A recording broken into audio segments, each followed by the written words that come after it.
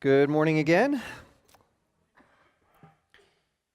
So I really like the book of 1 Corinthians, which is good since we've been doing a series on this book since July, okay, which is just excessive.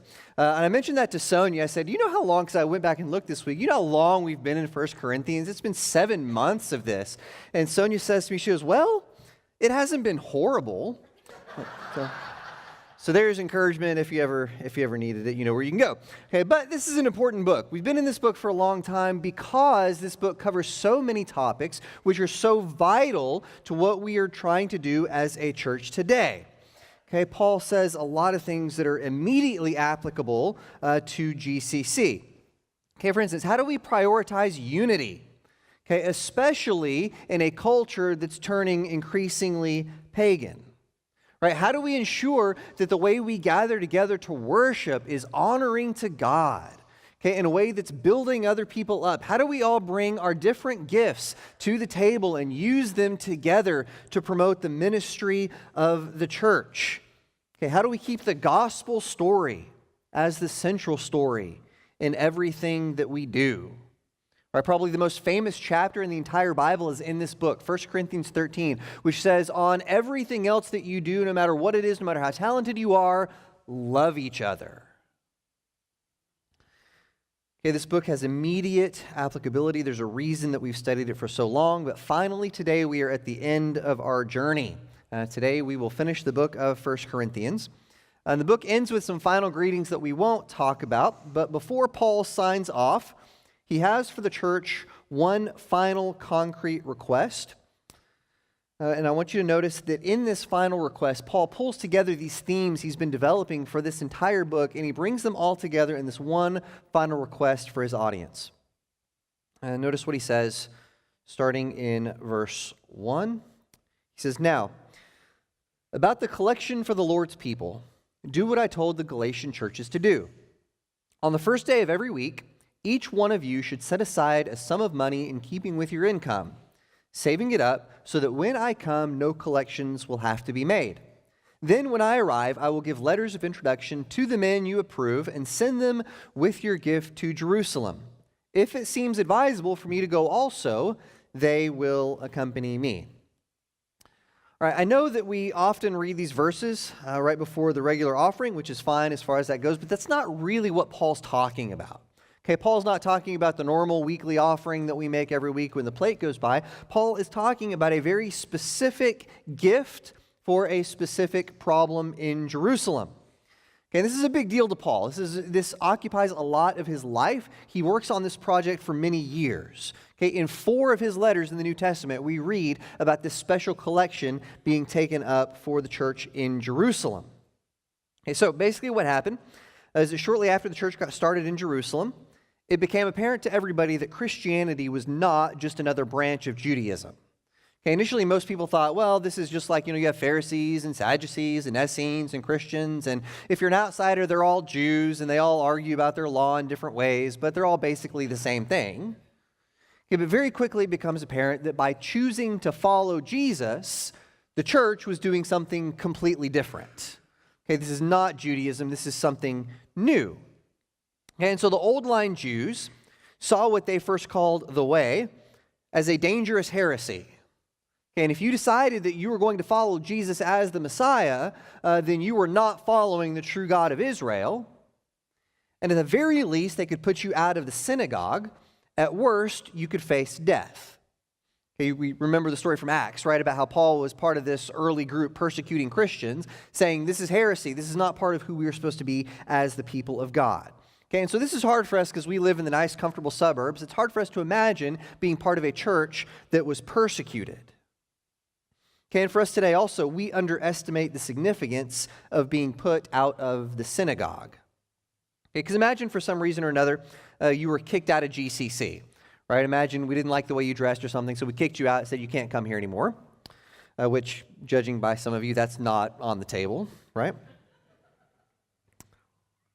Okay, but if for some reason you were to get kicked out of church, okay, in the first place, you could always go to another church, right? You wouldn't even have to drive very far. Okay, how many of us pass a dozen churches on our way here every Sunday morning, right? In the second place, you most likely, even if you were kicked out of church, would have other sources of support in your life. Right? Getting kicked out of church wouldn't make your business go bankrupt. Right? You're not going to lose your medical care just because you get kicked out of church. Okay, if we kicked you out of GCC, it might hurt. Okay, hopefully it would hurt. Right? Hopefully if we kicked you out, that would be a painful thing. Right? But it wouldn't ruin you.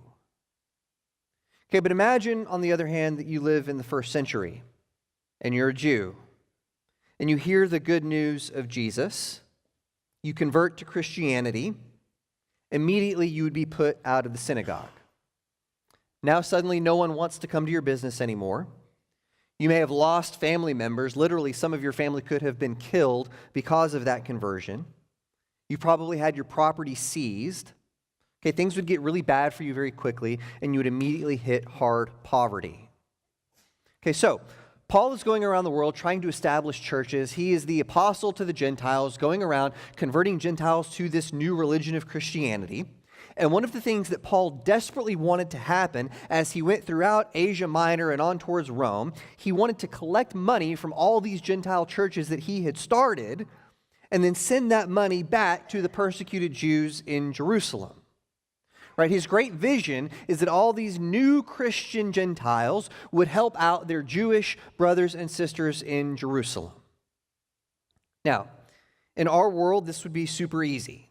Right? If we wanted to send money halfway around the world, we could do it. If you needed to send money to Timbuktu this afternoon, you could do it today. Right? Even back in olden times, we still wrote checks, right? And you could just put a check in the mail. Okay? Yeah, the other day, Rachel and I had to pay our babysitter, and we didn't have any cash.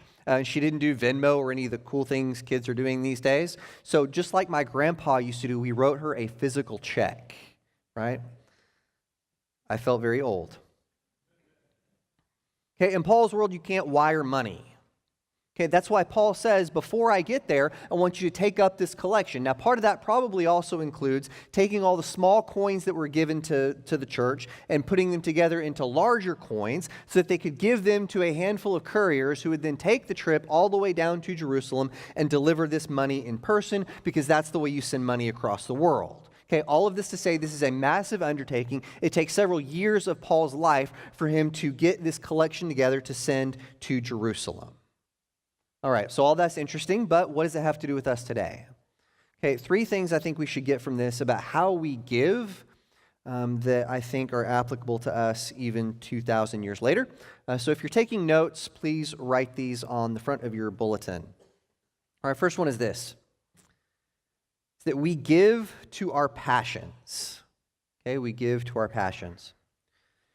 Paul's passion was to raise money for this persecuted church in Jerusalem. Part of the reason he was so passionate about this, and we'll talk about it more in a minute, is that this involves the very unity of the Jewish and Gentile church. Okay, this was vital to what Paul was trying to do, and his passion motivated him to actually do something to make a real difference in the world. Okay, so here's my question for us this morning.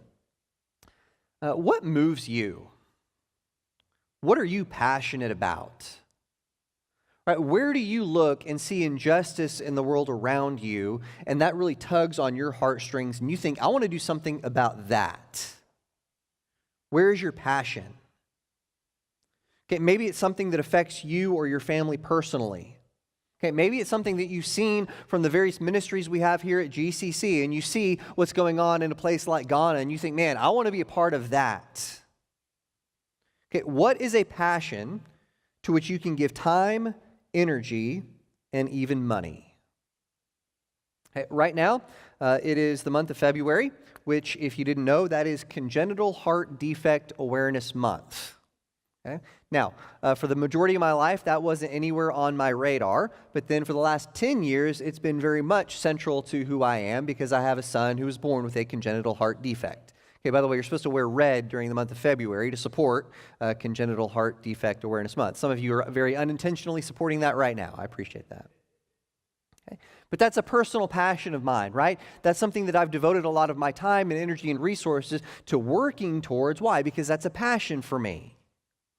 A couple years ago, the church I grew up at in Oklahoma, where my parents still are, They all wore red one Sunday and then got together and sang a song for Luke, okay, and then sent me the video. I got the video while I was in my car, and you shouldn't ever look at your cell phone while you're driving, especially not if it's a really sweet video from your home church, because it made me cry so hard while I was driving, I almost drove off the road, okay? And I'm not a crier, right? But that touched me. Why? Because that's something I'm passionate about, right? Now, does that mean that I don't support breast cancer awareness or feeding homeless people or any of the other wonderful good ministries? No, but where's my passion? Okay, it's for that one specific ministry. Okay, you don't have to be passionate about everything, but everybody should be passionate about something and give to that. Does that work? You know, I was never a Boy Scout, so my knowledge of this is admittedly limited. But my understanding is that when a scout desires to get to the Eagle Scout rank, they have to do a project and service for their community. Okay? And what they don't do is say, well, I'm going to fix everything that's broken in the world around me. That's not how it works. No, they pick one thing about which they are passionate, which can make their community a better place, and then they do that as their one project. Again, we're not called to fix all the brokenness in the world around us, but all of us are called to do something. Does that work? That makes sense? And by the way, this is in addition to our regular giving at church. All right? All of us are supposed to give regularly from our blessings back to the church. This is a very generous church, and we do a good job of that, so kudos. All right? But we should also have passions on top of that, and we have opportunities to make that happen. All right, next. Not only do we give to our passions, but we give to promote worldwide unity. Okay, part of the reason that Paul had such a passion for this issue is because it was going to demonstrate how powerful the gospel was at uniting people who had absolutely nothing else in common. Okay, the vision was that there would be neither Jew nor Gentile, neither slave nor free, neither male nor female. In the kingdom of God, we would all be unified as one. Then we would have this worldwide kingdom. Then the promises that the prophets throughout the Old Testament would be fulfilled, that someday all nations would come together, would know that there is one true God, and we would all worship him in spirit and truth together. Okay, Paul thought that that happened with the advent of Jesus coming to this world and dying on the cross and resurrecting. Okay, and so if that's true, then what better way to demonstrate global unity than by having Gentile Christians give from their money to support Jewish Christians in a totally different part of the world? This would demonstrate very tangibly that a Gentile Christian living in Corinth had more in common with a Jewish Christian living in Jerusalem than they did with a Gentile pagan neighbor who looked just like them. You know, I have said it before, but you and I as Christians have more in common with the Christians who are worshiping in house churches in secret in China this morning, or we have more in common with the Christians worshiping in grass huts in the Amazon somewhere, okay, than we do with our neighbors who don't know Jesus, right? Those are our brothers and sisters. Those are our people. Okay, even more so than the people who might live right next to us, look like us, talk like us, vote like us. Okay, we have more in common with other Christians. That's our family. You know, our church here at GCC has tremendous unity. We also have tremendous diversity, right? And I'm talking about skin color. I'm talking about a whole lot more than that, though, right? We've got people from all kinds of different backgrounds and places and life experiences and all across the world have come here together, and we have the one thing that makes us have in common that matters, right? It's that we have this common belief in Jesus Christ as Lord. Titus and I were actually laughing about it the other day. We were talking to another church leader who was talking about how, well, our church has a lot of diversity at our church. Okay, and so we started talking to them more about that, and what they meant was that a few people at their church vote Democrat, right? So they have a lot of diversity. I'm like, okay, that's fine. Our church has diversity, right? Okay, but we have tremendous unity because we recognize that what unites us is so much more important and so much more vital than the differences that exist among us, right? Okay, we got to keep protecting that. We got to keep promoting that. We got to recognize that that matters. A lot of ways that we're promoting worldwide unity here at GCC. You think about the wells that we dig at Ghana. Okay? We care. Why? Those people are our brothers and sisters. Those people who are today hearing the gospel for the very first time and becoming our brothers and sisters, that matters, man. That's vital. Okay, you think about the Bibles and the bus passes that we're sending to Vienna right now, helping immigrants to Vienna. Okay, I don't know anybody in Vienna. I don't know anybody from Iran, but I know that those people are our brothers and sisters because of Jesus. That matters.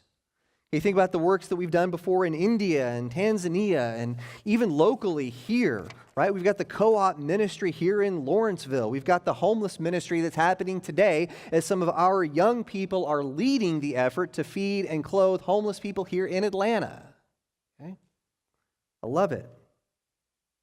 Okay, we give to promote worldwide unity, and we give out of our passions. All right, number 3 and finally is we give concretely.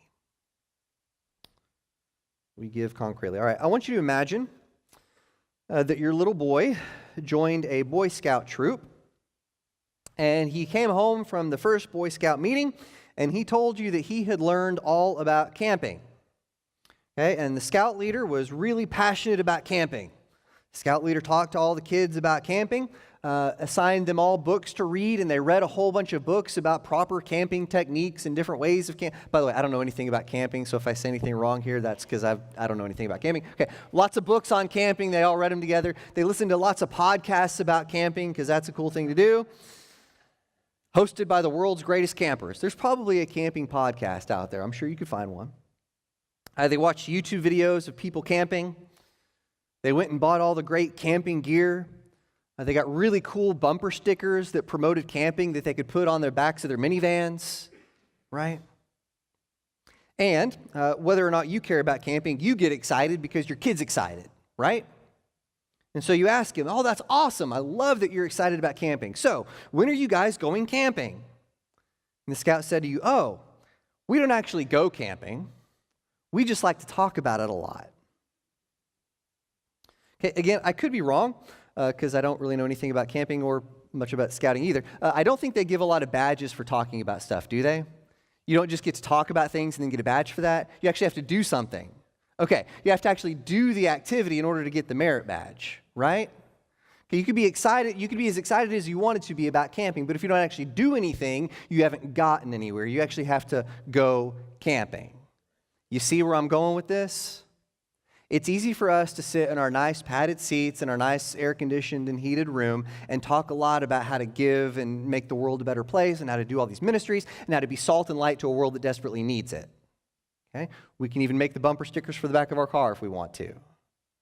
But talking about it, thinking about it, listening to messages about it only gets us as far as us actually going and doing it. We have to give concretely. All too often, ideas sound really good in the abstract, but then when it's time to actually do something, we have nothing but excuses. Again, you don't have to do everything, but there need to be some things in your life about which you are passionate that you can give and support in concrete ways. Again, there's lots of opportunities to do that here at GCC. We've got our wells in Ghana. We've got the ministry going on for Vienna.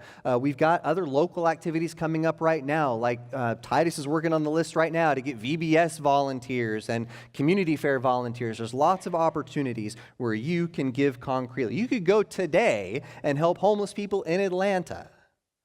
Okay, there's lots of things that we can do, but we have to actually do it concretely. Godly giving is concrete giving. And again, part of the reason that we are able to give at all is because God first gave to us. The reason that we are here this morning is celebrating the gift God gave to the world in giving us His Son, Jesus Christ. I hope that you know Him. I hope that you have a relationship with Him. I hope that you have put Him on in baptism. All right, at this time in our service, we are going to sing a few verses of an invitation song. During the singing of this song, I will be down front. One of our shepherds will be down front. This is the time in our service where we as the church want to be here for you. We would love to pray with you or talk with you about anything that is going on in your life. Before we sing that song, though, I'd like to close us in a word of blessing. May the Lord bless you and keep you. May the Lord make His face to shine upon you. May the Lord be gracious to you and give you peace. Let's stand and sing.